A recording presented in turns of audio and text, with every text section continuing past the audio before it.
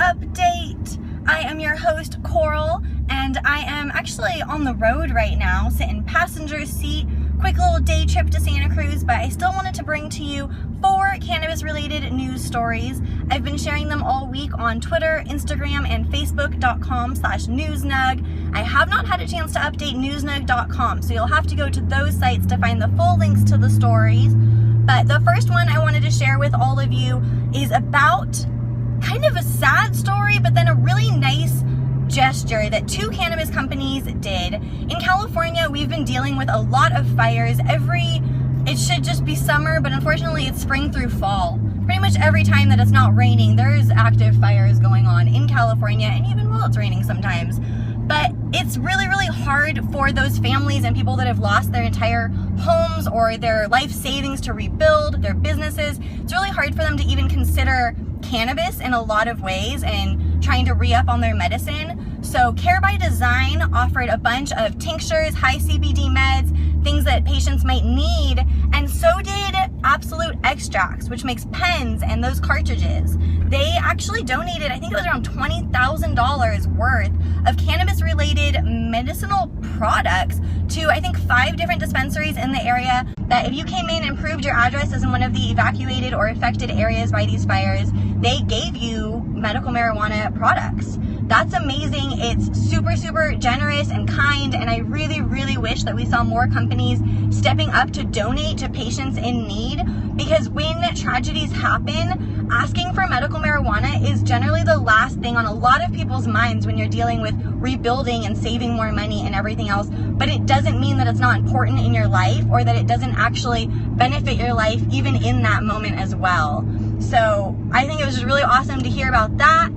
I also heard that DNA Genetics as well is contributing clones or genetics, but I didn't have that link available. I just got some random info about that. So it's super awesome if they're doing that as well. The next story to bring to all of you comes from Victoria, Australia, which really is like on the path to legalization for medical marijuana first, but they seem to be gaining a better understanding of marijuana, of the plant itself, and the access that people need to the medicine that can be derived from this plant. So they did approve medical marijuana studies in a few different states of Australia, but Victoria and the government party in Australia did want to move forward ahead of the trials, and they actually want people to have access that need it right away, it seemed like. So there's still a federal versus state conflict there, but it's not the same as it is in the United States, and it's really, really interesting to see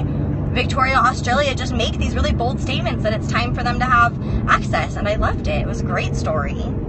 The third story is a tragedy all around, and it was incredibly motivating to read this story and remember, like, this is why I talk about pot online. It's 2015, and an honor student had been busted with his friends smoking or smelling like cannabis, allegedly smoking cannabis, and he was ridiculed for it, and he was shamed about it. And there are a lot of other psychological factors that play into what resulted, because not everyone ridiculed for cannabis chooses to end their life. But Hayden Long did. He killed himself, and his friends and people that were in his circle of friends really think that the shaming about cannabis from his teachers and from his school had a huge factor and a huge weight on him, and they led to him killing himself. And his parents kind of disagree. They released a statement that said they don't blame the school or the school's actions, but it happened in Ohio, and it happened where medical marijuana is being debated and discussed, and I think it needs to be addressed that we still have propaganda being spread in schools. We still have teachers and law officials, principals, telling children that even if you're an honor student, just because you smell like weed, you will never amount to anything in life. That's bullshit. That's offensive. That is, to me, a crime. That should be a crime. It's absurd that we don't let behavior be the loudest voice. If you're an honor student and you're doing well and you show up for class and have your homework turned in, who the fuck cares what you smell like? It's insane that we would pressure these kids to do more than they've already done. And I have nothing but respect and applause for the friends that stood up, and in this really, really difficult time when they're mourning a loss of someone they love and care about, they still had the strength to say, this is not okay. He shouldn't have had that weight put on him. He shouldn't have been ridiculed in that way.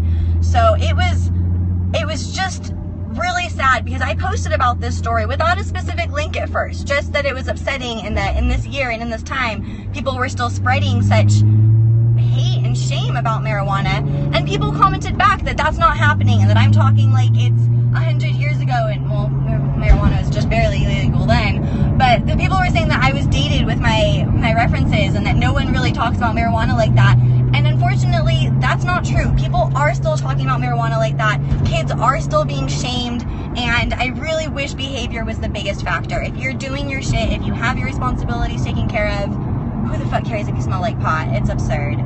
The final story I wanted to share with all of you is about a runner's high, which I've never experienced because I am not a runner. Hate running. It hurts my little hip. It hurts my heart. I just hate it. It hurts my heart in an emotional way, not a physical way. My hip is a physical way.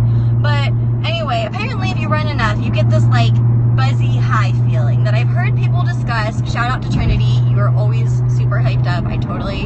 Now I understand why. But this study came out that says the runner's high is not necessarily just endorphins. It's actually a rush of endocannabinoids, like endorphins, ENDO, produced inside the body. Endocannabinoids mirror the cannabinoids in cannabis, or cannabis mirrors what's in our body already. Who knows? Chicken or egg? Really, who knows?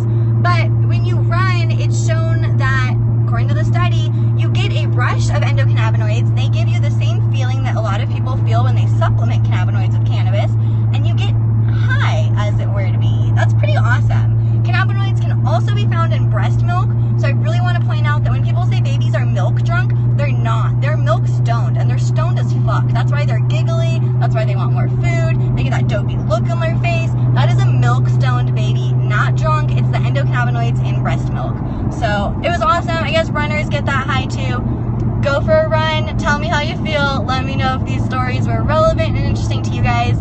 Thank you so much for watching. If you like News Nug videos, like it on YouTube. I will know to make more of them every single week, and I really, really appreciate you guys watching. I can't smoke the nug because I'm holding the camera, but I do have the pipe packed and ready for just after I hit end. I hope you guys have a great week, and I'll see you later. Bye!